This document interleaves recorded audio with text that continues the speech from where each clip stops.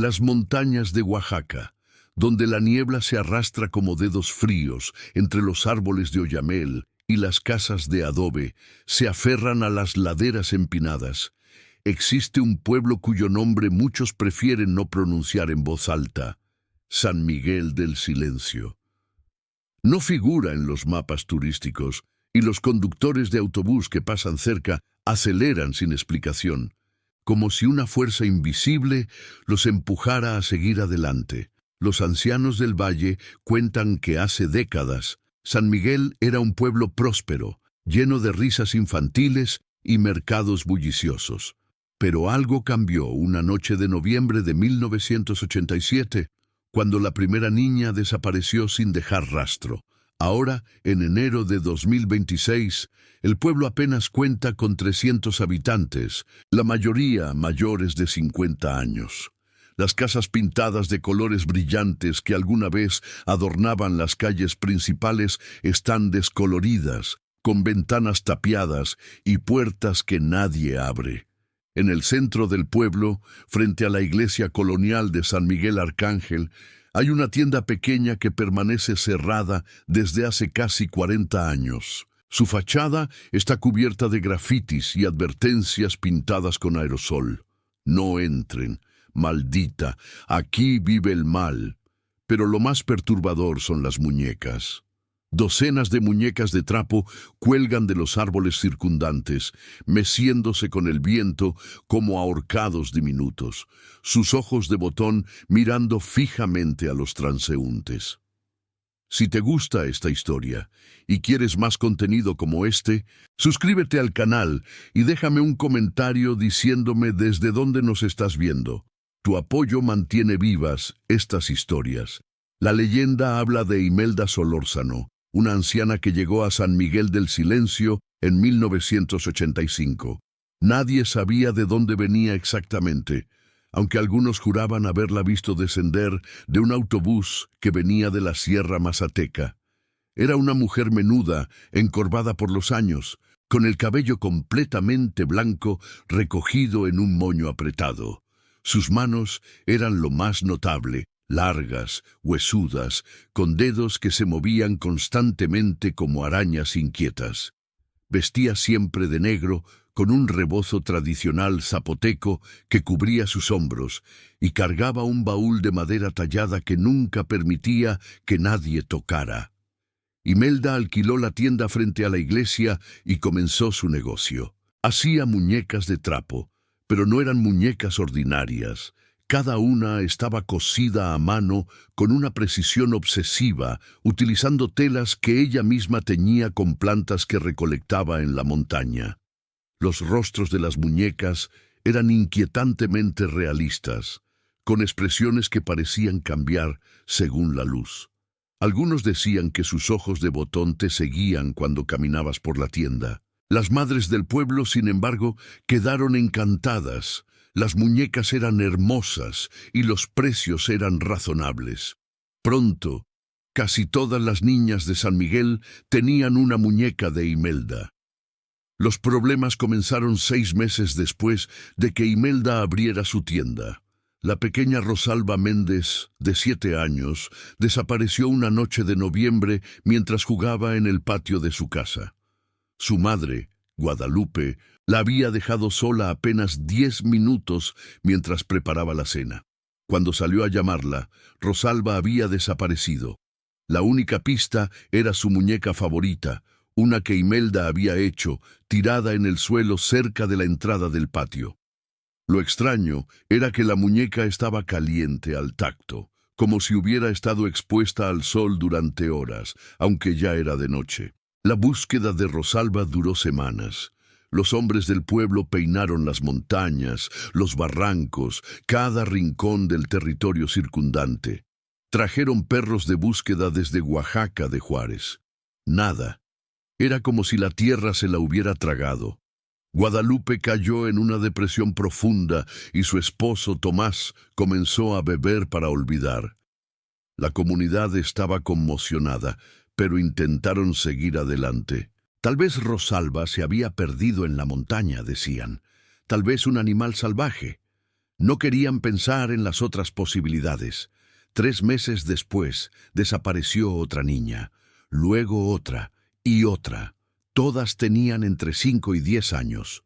Todas habían desaparecido en circunstancias similares, de noche, cerca de sus hogares, sin testigos. Y todas, absolutamente todas, tenían una muñeca de Imelda. La gente comenzó a susurrar. Los padres dejaron de comprar en la tienda de la anciana. Algunos incluso quemaron las muñecas que ya tenían, arrojándolas a hogueras mientras rezaban el rosario. Don Esteban Ramírez, el presidente municipal en ese entonces, decidió confrontar a Imelda directamente. Era un hombre fornido, con bigote poblado y una voz que podía escucharse en todo el pueblo cuando se enojaba. Llevó consigo a varios hombres del pueblo, incluido el padre Sebastián, el párroco de la iglesia. Llegaron a la tienda una tarde gris de marzo de 1988. La puerta estaba entreabierta, balanceándose ligeramente con el viento. Adentro, el lugar olía a hierbas secas y algo más, algo dulzón y desagradable que ninguno pudo identificar. Imelda estaba sentada en una silla de madera en el centro de la tienda, cosiendo. Las estanterías a su alrededor estaban repletas de muñecas, cientos de ellas, en diferentes etapas de completitud. Algunas solo tenían cuerpos sin rostros, otras estaban perfectamente terminadas, sus vestidos miniatura meticulosamente bordados. Cuando el grupo entró, Imelda no levantó la vista. Sus dedos continuaron moviéndose, la aguja entrando y saliendo de la tela con una velocidad antinatural. «Señora Solórzano», comenzó don Esteban, intentando mantener la voz firme. «Necesitamos hablar con usted sobre las niñas desaparecidas». Imelda siguió cosiendo. El único sonido era el susurro de la aguja perforando la tela, un sonido hipnótico y perturbador. «¿Me está escuchando?», insistió don Esteban, dando un paso adelante. Finalmente, Imelda levantó la cabeza. Sus ojos eran oscuros, casi negros, y parecían demasiado grandes para su rostro arrugado. Una sonrisa lenta se extendió por sus labios agrietados. «Las escucho perfectamente», dijo con una voz que sonaba como hojas secas rozándose. «¿Qué quieren saber? Las niñas que han desaparecido. Todas tenían muñecas suyas. La gente está hablando. Dicen que usted tiene algo que ver». Imelda dejó escapar una risa seca que hizo que los pelos de la nuca de los hombres se erizaran. «¿Yo? Soy solo una vieja que hace muñecas para ganarse la vida. ¿Qué podría ser yo?». El padre Sebastián dio un paso adelante sosteniendo un crucifijo. «Si no tiene nada que ocultar, señora, permítanos registrar su tienda y su casa». Los ojos de Imelda se estrecharon, y por un momento algo pasó por su rostro, algo oscuro y antiguo. «Adelante», dijo finalmente, haciendo un gesto amplio con su mano huesuda. «Pero tengan cuidado, mis muñecas son delicadas». Los hombres registraron la tienda durante horas. Encontraron estantes llenos de telas, hilos de colores, botones, agujas. Había plantas secas colgando del techo, algunas que don Esteban reconoció y otras que no. En la habitación trasera, donde Imelda vivía, encontraron una cama simple, una mesa y más muñecas. Pero no encontraron ninguna evidencia de las niñas desaparecidas. No había sangre, no había ropa infantil, nada que pudiera incriminarla. Frustrado, don Esteban estaba a punto de irse cuando el hijo de uno de los hombres, un muchacho de 15 años llamado Rafael, notó algo extraño. En el baúl de madera tallada que Imelda había traído consigo cuando llegó al pueblo, había grabados.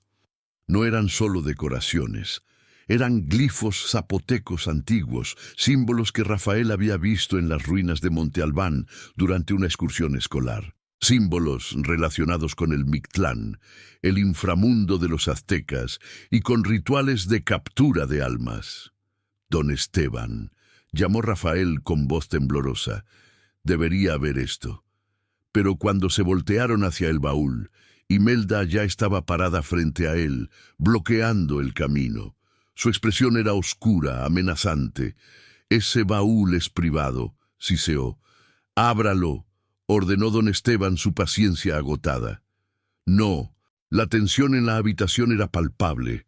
Los hombres se movieron hacia adelante, pero antes de que pudieran alcanzar el baúl, Imelda habló palabras en un idioma que ninguno reconoció.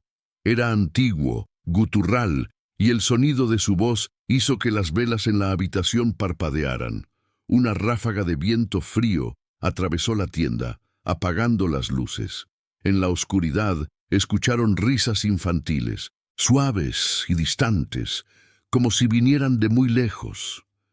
Cuando las luces volvieron, Imelda había desaparecido. El baúl estaba cerrado con un candado que no había estado allí momentos antes. Y en el centro de la habitación había una muñeca nueva, una que ninguno de los hombres había visto antes. Tenía el rostro de Rosalba Méndez, la primera niña desaparecida, con cada detalle perfectamente replicado. Sus ojos castaños, sus mejillas regordetas, incluso la pequeña cicatriz en su barbilla de cuando se había caído de un columpio. Los hombres huyeron de la tienda, sus gritos resonando en las calles vacías de San Miguel del Silencio. Esa noche, don Esteban convocó una reunión de emergencia en la iglesia. La mayoría del pueblo asistió, sus rostros pálidos y asustados. Decidieron que Imelda debía irse. No podían probar legalmente que había hecho algo, pero el terror que inspiraba era suficiente. Al amanecer, un grupo de hombres armados con antorchas y machetes se dirigió a la tienda para expulsarla. Pero la tienda estaba vacía. Imelda se había ido durante la noche, llevándose solo su baúl tallado. Dejó atrás todas las muñecas, cientos de ellas, colgando de ganchos, sentadas en estantes, apiladas en cajas. Los hombres las sacaron a la calle y las quemaron en una gran pira frente a la iglesia. El humo que se elevó era negro y espeso, y mientras las muñecas ardían, algunos juraron escuchar gritos infantiles mezclados con el crepitar de las llamas. Pensaron que había terminado. Pensaron que con Imelda fuera del pueblo y las muñecas destruidas podrían volver a la normalidad, pero estaban equivocados. Las desapariciones no se detuvieron. De hecho, empeoraron. A lo largo de los años siguientes, más niñas desaparecieron. No solo en San Miguel del Silencio, sino en pueblos vecinos. Santa María Llavecía, San Juan Juquilamixes, Santiago Llaveo. Todas las niñas tenían algo en común. Habían sido vistas jugando con muñecas de trapo en los días previos a su desaparición. Muñecas que sus padres no recordaban haber comprado. Muñecas que aparecían misteriosamente en sus casas, en sus patios, en sus escuelas. Los sobrevivientes, los hermanos y primos de las niñas desaparecidas, comenzaron a tener pesadillas. Sueños donde veían a las niñas perdidas, atrapadas dentro de muñecas, gritando en silencio, incapaces de moverse o escapar. Algunos despertaban con marcas de pinchaduras en sus brazos y piernas, como si alguien los hubiera cosido durante la noche. Las familias abandonaron San Miguel del Silencio en masa. Para 1995, el pueblo estaba medio vacío. Los que permanecieron lo hicieron porque no tenían a dónde ir o porque se negaban a ser expulsados de sus tierras ancestrales. Entre ellos estaba Guadalupe Méndez, la madre de Rosalba. Nunca dejó de buscar a su hija. Cada día caminaba por las montañas llamando el nombre de Rosalba, examinando cada cueva, cada barranco. Su esposo la había abandonado años atrás, incapaz de soportar el dolor. Pero Guadalupe se mantuvo firme, envejeciendo prematuramente, su cabello volviéndose gris, su cuerpo adelgazando hasta ser solo piel y huesos. En 2003, Guadalupe tuvo una visión, o al menos eso es lo que le dijo al padre Sebastián. Soñó que Rosalba la llamaba desde la montaña más alta de la región, el Cerro del Muerto, llamado así por su forma que se asemejaba a un cuerpo recostado. En el sueño, Rosalba le decía que Imelda vivía allí, en una cueva profunda, y que todas las niñas desaparecidas estaban con ella, atrapadas en muñecas, esperando ser liberadas. El padre Sebastián, ahora un hombre de casi 70 años, intentó disuadirla. «Guadalupe, son solo sueños. El dolor te está haciendo ver cosas que no existen». Pero Guadalupe no escucharía. Reunió provisiones y comenzó a planear una expedición al Cerro del Muerto. Cuando corrió la voz de sus intenciones, se le unieron otros padres que también habían perdido hijas. Formaron un grupo de 7 personas. Guadalupe, 3 padres de niñas desaparecidas, el padre Sebastián, quien finalmente cedió y decidió acompañarlos para protegerlos, y 2 jóvenes del pueblo que conocían bien la montaña. Partieron una mañana de octubre, cuando la niebla cubría el valle como un manto blanco. El ascenso al Cerro del Muerto era traicionero. El sendero era estrecho, bordeado por precipicios que caían cientos de metros. La vegetación era densa, y el aire se volvía más frío y delgado con cada metro que subían. Tardaron 2 días en alcanzar la cima, acampando en pequeñas cuevas a lo largo del camino. Fue en la segunda noche cuando encontraron la primera muñeca. Estaba colgada de una rama de árbol, meciéndose suavemente con el viento. Era idéntica a las que Imelda solía hacer: tela teñida a mano, ojos de botón, vestido bordado. Pero lo que heló la sangre del grupo fue que reconocieron el rostro. Era una réplica exacta de Ana Lucía Vázquez, una niña que había desaparecido en 1994. «Estamos cerca», susurró Guadalupe, sus ojos brillando con una mezcla de esperanza y terror. Continuaron, y pronto encontraron más muñecas. Colgaban de los árboles como frutas macabras, docenas de ellas balanceándose en el viento. Cada una representaba a una niña desaparecida. Los padres lloraban al reconocer los rostros de sus hijas, cosidos con una precisión que era a la vez hermosa y horripilante. El sendero finalmente los llevó a una abertura en la roca, una cueva natural que se adentraba en la montaña. La entrada estaba decorada con más muñecas, formando una especie de arco grotesco. Desde el interior provenía una luz tenue y el sonido de cantos. Era una voz femenina, anciana, cantando una canción de cuna en zapoteco. El padre Sebastián levantó su crucifijo y roció agua bendita en la entrada.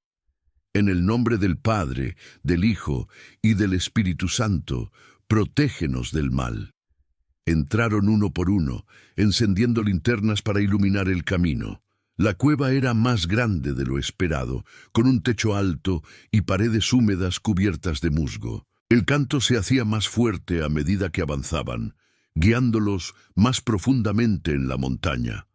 Las muñecas estaban por todas partes, en nichos tallados en las paredes, sentadas en pilas, algunas incluso colgando del techo como murciélagos aterradores. Finalmente llegaron a una cámara grande. En el centro, iluminada por velas colocadas en círculo, estaba Imelda Solórzano. Se veía exactamente como la recordaban, como si los años no la hubieran tocado. Estaba sentada en una silla de piedra tallada, cosiendo una muñeca nueva. Su baúl de madera tallada estaba abierto a su lado, revelando su interior. Estaba lleno de mechones de cabello, dientes de leche, pequeños zapatos infantiles y recortes de tela manchados con sangre seca. Cuando el grupo entró, Imelda levantó la vista y sonrió. Sabía que vendrían eventualmente, dijo con su voz de hojas secas. Las madres siempre vienen. El amor es tan predecible. ¿Dónde están nuestras hijas?, gritó Guadalupe, su voz resonando en la caverna.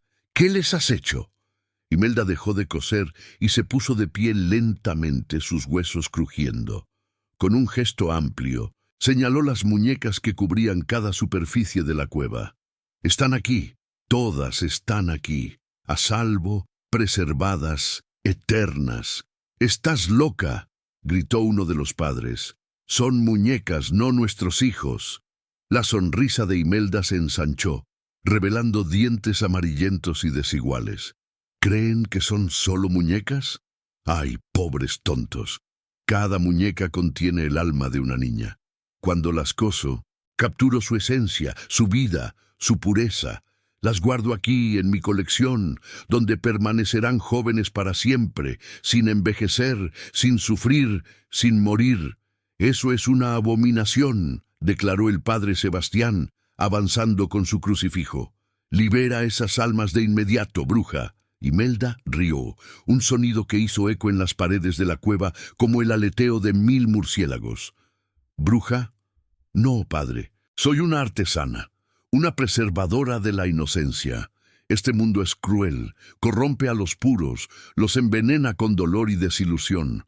Yo les ofrezco a estas niñas algo mejor, inmortalidad en su forma más perfecta». «Déjame ver a mi hija», exigió Guadalupe, lágrimas corriendo por sus mejillas. «Muéstrame a Rosalba». Imelda la estudió por un momento, su cabeza inclinada como un pájaro curioso. Luego asintió y se movió hacia un estante particular. Seleccionó una muñeca con cuidado, acariciándola tiernamente antes de entregársela a Guadalupe. La muñeca era Rosalba. Cada detalle era perfecto. Su cabello negro trenzado, su vestido favorito de flores amarillas, incluso la pequeña mancha de nacimiento en su cuello. Pero lo más perturbador eran los ojos. Los ojos de Botón parecían mirar a Guadalupe con reconocimiento, con súplica. Guadalupe colapsó de rodillas, sollozando mientras abrazaba la muñeca contra su pecho. Podía sentir algo, una calidez, un latido débil, como si algo realmente vivo estuviera atrapado dentro del algodón y la tela. «Rosalba», susurró, «mi niña, ¿estás ahí?» Por un momento horrible, la boca cosida de la muñeca pareció retorcerse como si estuviera tratando de hablar. «Esto es suficiente», rugió el padre Sebastián. Levantó su crucifijo y comenzó a recitar un exorcismo, su voz retumbando en el espacio cerrado. «Por el poder de Cristo, te ordeno que liberes estas almas, rompe tus ataduras demoníacas y déjalas ir». Imelda dejó de sonreír. Sus ojos se oscurecieron hasta volverse completamente negros, sin blanco ni pupila visibles. Cuando habló, su voz había cambiado, profundizándose, volviéndose múltiple, como si muchas voces hablaran al unísono. «No tienes poder aquí, sacerdote. Este es mi dominio. He hecho pactos con fuerzas más antiguas que tu Dios cristiano. Las almas que he tomado me pertenecen, y ningún símbolo tallado en madera cambiará eso». Las velas en la cueva se apagaron de repente, sumergiendo el espacio en oscuridad total. Las linternas de los exploradores parpadearon y murieron. En la negrura escucharon movimiento, el susurro de tela rozándose, pequeños pasos acercándose desde todas direcciones. Luego, una por una, las muñecas comenzaron a brillar con una luz fantasmal, sus ojos de Botón emitiendo un resplandor verde enfermizo. El grupo gritó mientras las muñecas cobraban vida. Se movían con movimientos espasmódicos y antinaturales, sus cuerpos de trapo contorsionándose de formas que desafiaban la anatomía. Comenzaron a trepar por las piernas de los intrusos, sus manos diminutas agarrando, arañando, jalando. Sus bocas cosidas se abrían, revelando oscuridad interior, y de ellas salían gritos agudos y desgarradores. Uno de los jóvenes guías, un muchacho llamado Miguel, fue derribado por un enjambre de muñecas. Desapareció bajo un montículo de tela y algodón, sus gritos ahogándose rápidamente. Cuando las muñecas finalmente se retiraron, Miguel ya no estaba. En su lugar había una nueva muñeca, perfectamente confeccionada, con su rostro. El pánico se apoderó del grupo. Corrieron hacia la salida de la cueva, pero los túneles habían cambiado. Ya no reconocían el camino por el que habían entrado. Los pasillos se bifurcaban en direcciones imposibles, algunos curvándose hacia arriba en ángulos desafiantes a la gravedad. Las muñecas los perseguían, sus risas infantiles resonando en la oscuridad. El padre Sebastián se detuvo en una intersección, jadeando por el esfuerzo. «Debemos destruir el baúl», gritó a los demás. «Es la fuente de su poder. Lo vi en los glifos. El baúl es donde guarda las esencias de las niñas antes de transferirlas a las muñecas. Si lo destruimos, romperemos el hechizo». Pero volver a la cámara central significaba atravesar la horda de muñecas poseídas. Era una misión suicida.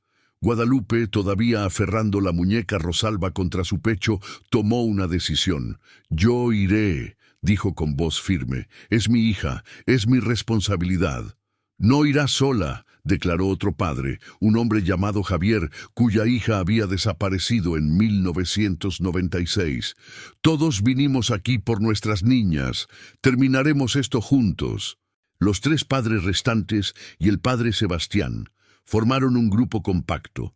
El otro joven guía, aterrorizado, huyó por uno de los túneles, ignorando sus llamados. Nunca lo volvieron a ver. Juntos, el grupo de 5 se abrió camino de regreso a la cámara central.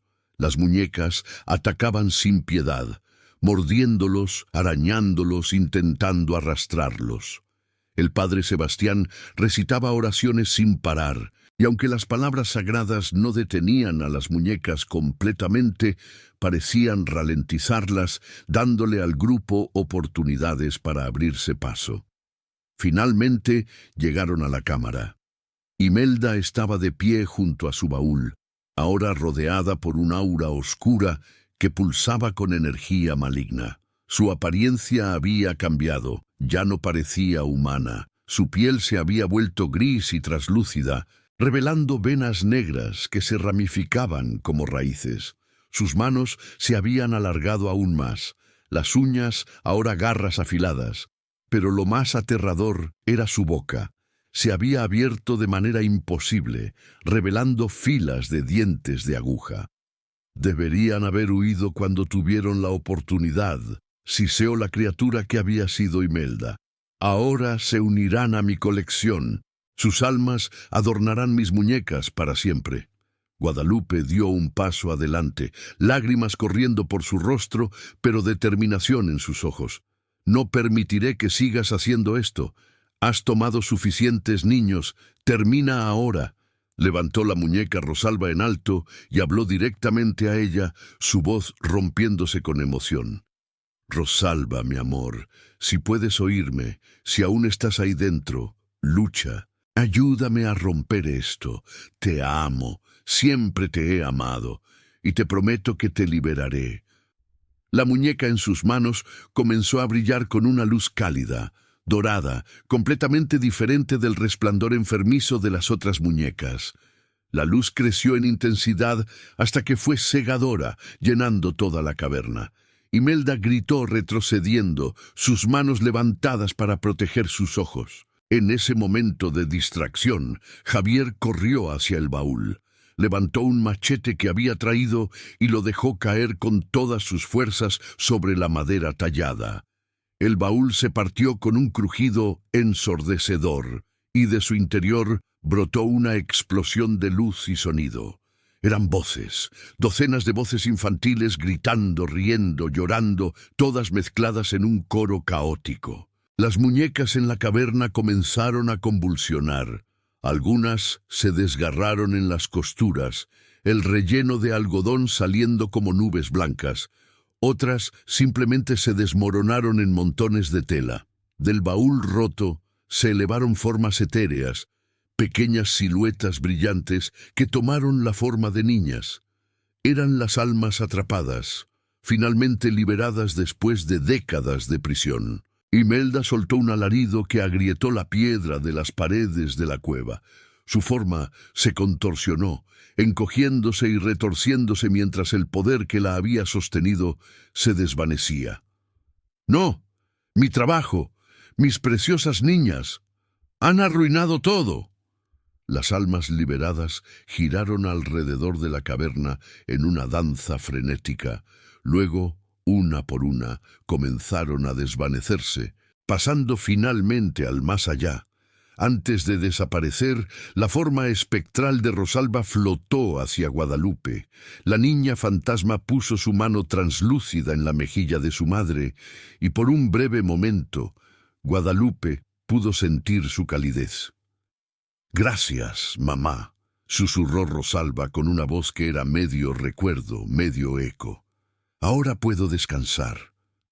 Y entonces se fue, disipándose como el humo en el viento. Guadalupe colapsó de rodillas, sollozando, pero eran lágrimas de liberación, no de dolor.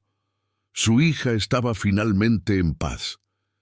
Imelda, ahora reducida a su forma humana original, pero increíblemente envejecida, casi momificada, se arrastró hacia los restos de su baúl.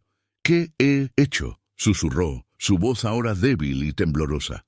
Solo quería salvarlas, solo quería preservar su inocencia. «Este mundo es tan cruel». El padre Sebastián se acercó a ella, mirándola con una mezcla de piedad y disgusto. «Lo que hiciste fue secuestrar almas, Imelda. Privaste a estas niñas de sus vidas, de crecer, de elegir sus propios destinos. No eras su salvadora, eras su carcelera». Imelda levantó la vista, sus ojos ahora claramente humanos, llenos de lágrimas. Yo solo quería protegerlas. El mundo me quitó a mi propia hija hace tanto tiempo. La perdí por la crueldad de los hombres. Pensé que si podía salvar a otras.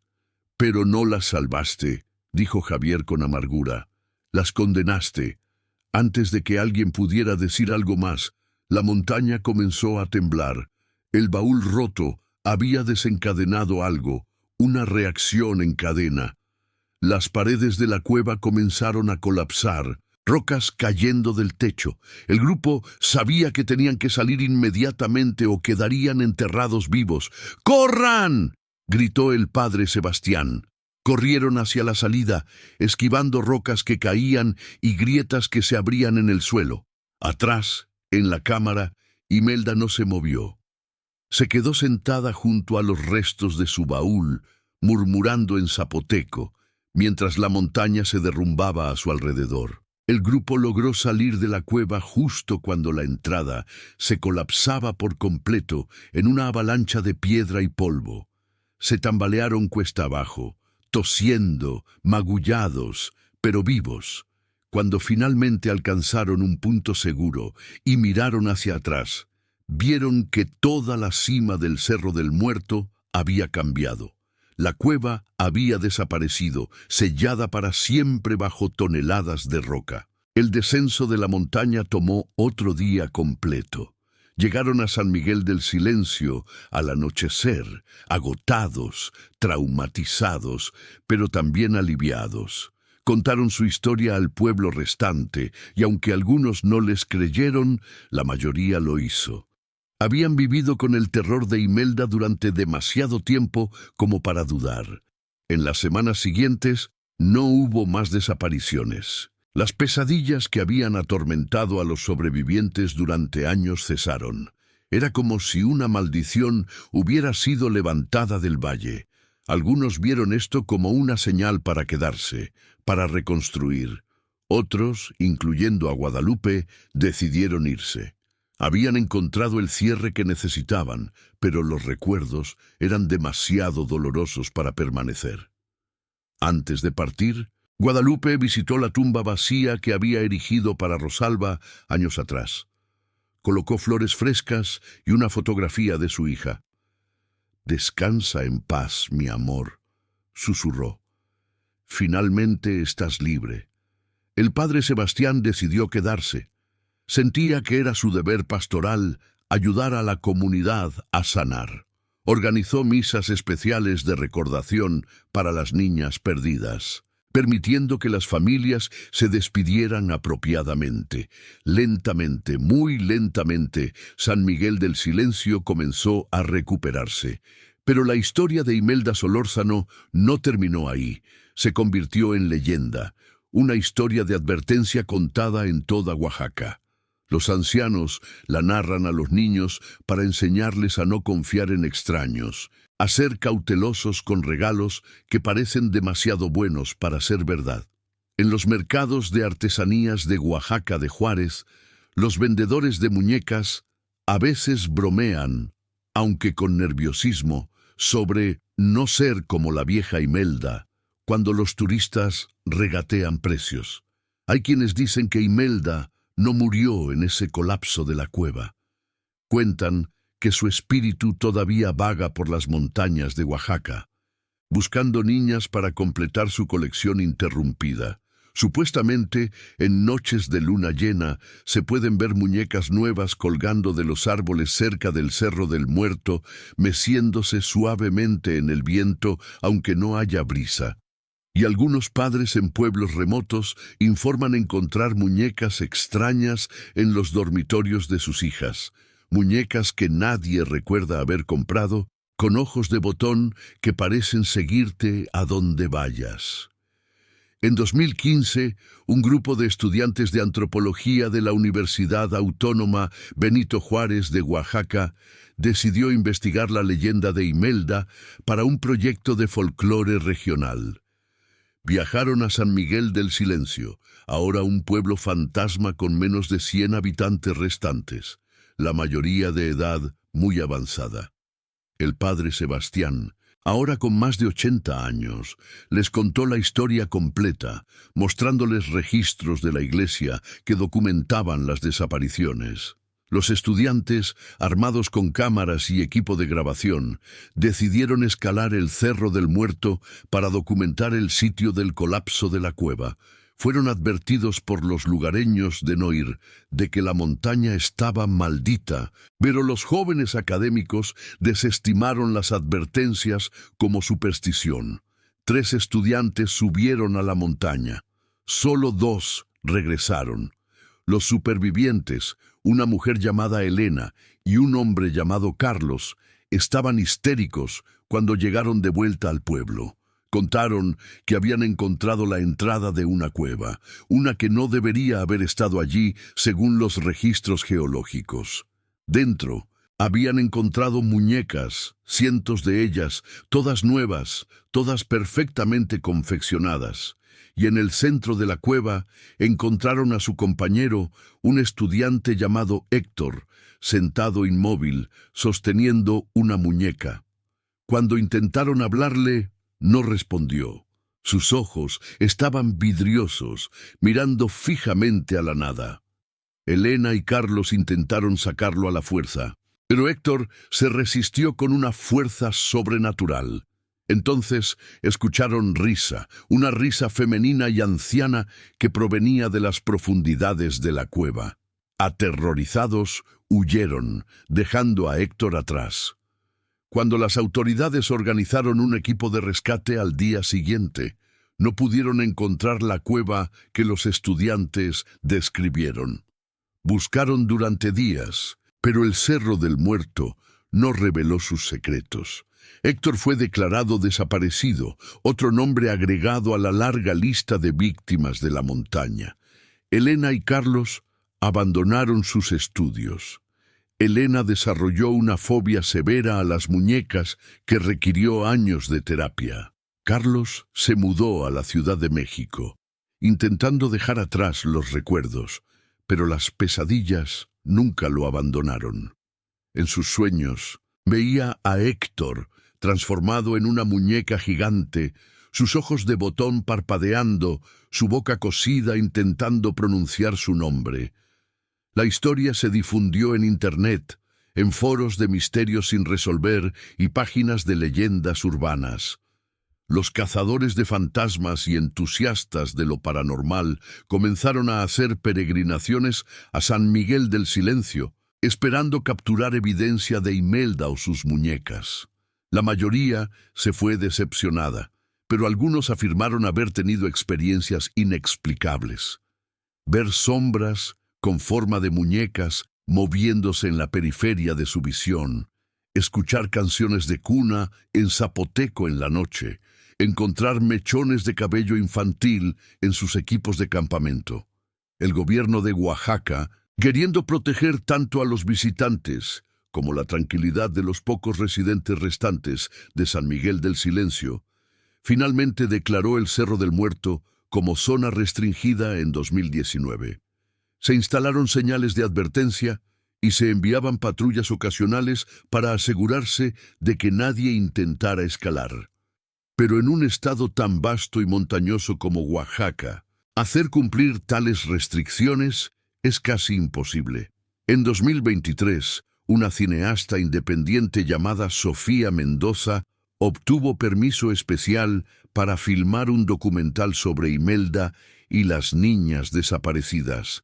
Entrevistó a sobrevivientes, incluida Guadalupe Méndez, ahora viviendo tranquilamente en Puerto Escondido, revisó archivos policiales y consultó con expertos en folclore zapoteco y prácticas rituales precolombinas. Lo que descubrió fue fascinante y aterrador. Según un antropólogo especializado en religiones mesoamericanas, los rituales que Imelda realizaba tenían paralelismos con prácticas antiguas de los zapotecos y mixtecos relacionadas con la preservación del tonali, un concepto que se refería a la energía vital o el alma. En la cosmología prehispánica, el tonali de los niños era considerado especialmente puro y poderoso. Algunos rituales buscaban capturar y preservar esta energía para varios propósitos, desde curación hasta obtener poder espiritual. Sofía también descubrió pistas sobre el pasado de Imelda. A través de registros parroquiales antiguos, rastreó a una mujer con un nombre similar que había vivido en la región de la Sierra Mazateca en la década de 1940. Esta Imelda había perdido a su única hija en circunstancias trágicas. La niña había sido secuestrada por traficantes de personas y nunca fue encontrada.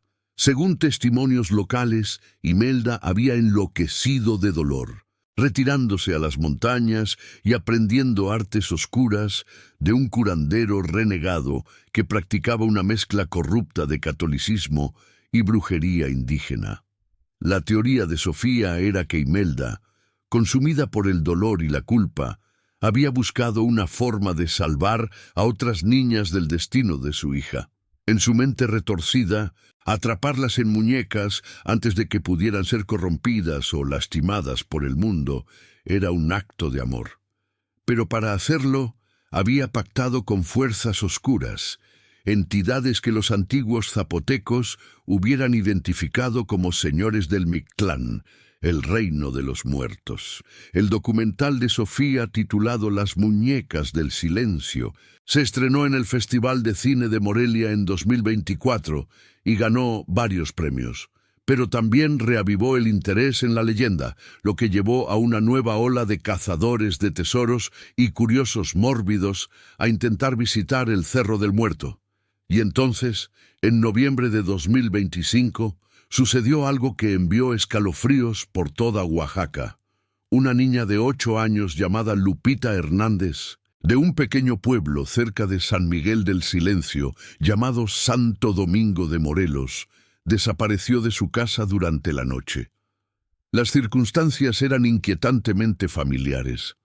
Ningún signo de entrada forzada, ningún testigo. Y encontrada en su cama estaba una muñeca de trapo que sus padres juraban nunca haber visto antes. Una muñeca hecha con la misma técnica meticulosa, los mismos ojos de botón penetrantes, el mismo estilo que Imelda Solórzano había usado décadas atrás. El caso hizo titulares nacionales. Las redes sociales explotaron con teorías.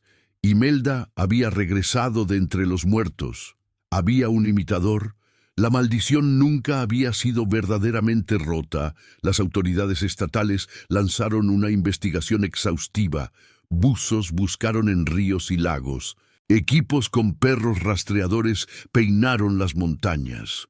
Pero Lupita, al igual que las niñas antes de ella, parecía haber desaparecido sin dejar rastro.